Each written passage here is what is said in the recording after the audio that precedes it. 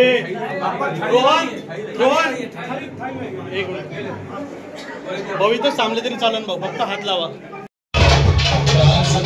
या मूळ घातलेल्या लग्न सोहळ्याच्या निमित्ताने दानिवाल परिवाराच्या वतीने या ठिकाणी अन्नदान केले जाते.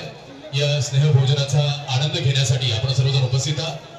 आशीर्वाद देण्यासाठी, शुभेच्छा देण्यासाठी, सदिच्छा देण्यासाठी आगमन झालेल्या सर्वच क्षेत्रातील मान्यवरांचं, मग सामाजिक क्षेत्र असेल, राजकीय क्षेत्र असेल, आर्थिक क्षेत्र असेल, या सर्वच क्षेत्रातील मान्यवर धोरणांचं स्वागत करताना व्यापारी जगत असेल, उद्योग जगत असेल,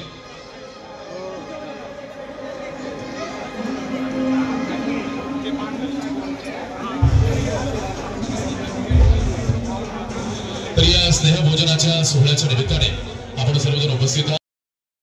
आपण इतकं सुरेख असं सर्व गावकऱ्यांनी इतका चांगला कार्यक्रम या ठिकाणी माझ्या मुलीच्या लग्नाच्या निमित्ताने आपण ठेवला. मी रोकडोबा रायाचे त्रिवार वंदन करतो. त्याचप्रमाणे आपल्याकडे 4 मंदिरं आहेत. आम्ही 4ही मंदिरांना दंडवत सोहळा असं म्हणतात. मला खरं माहिती नव्हतं दंडवत सोहळा म्हणून काय आहे. नंतर मी चौकशी केली आल्यानंतर म्हणजे काय असतं ते म्हटले, आपल्या घरात कुठलंही शुभ कार्य करायचं असेल तर आपण आपल्या ग्रामदैवत जे आहेत त्यांना आपण दंडवत घालतो आणि आपलं चांगलं काम, आपलं घरातलं जे शुभ कार्य आहे ते चांगल्या पद्धतीने निर्विघ्नपणे पार पाडावं म्हणून मी गणेगाव खालसाचा खूप खूप आभारी आहे की आपण सर्व इतक्या मोठ्या संख्येने इथं आलात. आपले सर्वांचे काही बिझनेस असतात, काही शेतकरी कुटुंब आहेत, शेतावरचं आपल्याला काम असतं. आमचे सती जो म्हटले होते की आपण रविवारी कार्यक्रम आपण ठेवूया म्हणजे थोडं गावकऱ्यांना यायला जायला थोडं बरं पडेल. पण काही कारणास्तव आज तो बुधवार होता, गणपतीचा वार आहे म्हणून आम्ही अनेक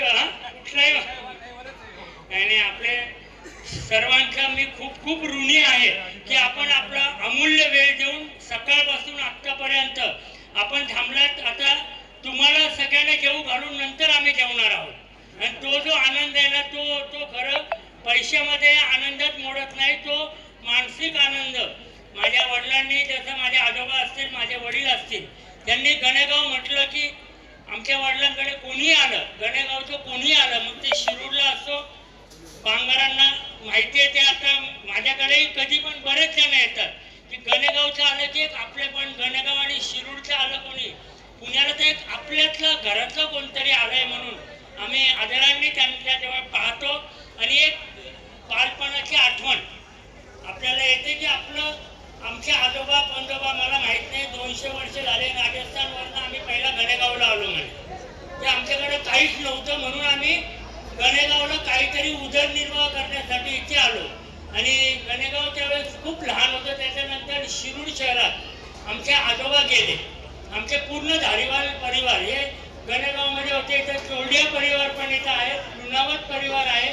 आणि मग आपल्या व्यवसायाच्या निमित्ताने सगळे आपापले बाहेरगावी जाऊन मग आम्ही बसलो. आणि पण गणेगावचं रोकडोबाचं कुठलंही शुभ कार्य असेल तर आज पण आम्ही गणेगावचे रोकडोबाचे दर्शन घेतो. मला दोन्ही मुलं, माझ्या लग्नानंतर जवळजवळ 9 वर्षांनी मला मुलं झाली. आणि आमच्या सती योनी सांगितलं होतं की पहिला 1.25 महिना झाल्यानंतर पहिला आपण रोकडोबाचे दर्शन करू म्हणून. साक्षी ज्यावेळेस 1.25 महिन्याची झाली तर पहिलं दर्शन आम्ही इथं रोकडोबाचं घेतलं. आणि आज तिथेच लग्नासाठी परत रोकडोबाचे पाया पडायला आम्ही आलो. तेव्हा तिचं लग्न निर्विघ्नपणे पार पडून द्या. आपण सर्वांनी, मग तो गणेगाव असेल, वाघाळा असेल, इथले आसपासचे पंचकोशी असेल, मला सगळ्यांचे नाव समजा घेतलं मी, 2-4 जणांचे नाव चुकून 1-2 नावं राहिली तर मला माफ करा. म्हणून मी कोणाचेही नाव घेणार नाही, कारण रांजणगावचे पण इथे आपल्याकडे आलेले आहेत. आणि सर्व सदस्य की आपण नाव घेतलं मग तो गैरसमज होतो, तर यांनी माझे नाव घेतलं, यांचं नाव नाही आलं, चुकून राहिलं. म्हणून आपण सर्व जे धारीवाल परिवारावर जे आपण प्रेम करता ते सर्व आपण आपल्या बहुमोल असा वेळ देऊन आपण या ठिकाणी आला. मी खरंच गणेगावकरांचा पंचकोशीचा आम्ही पूर्ण धारीवाल परिवार आम्ही ऋणी राहू. असेच आशीर्वाद या पुढे आमच्या पुढच्या जनरेशन अशी मी रोकडाबाजांनी प्रार्थना करतो. माझे 2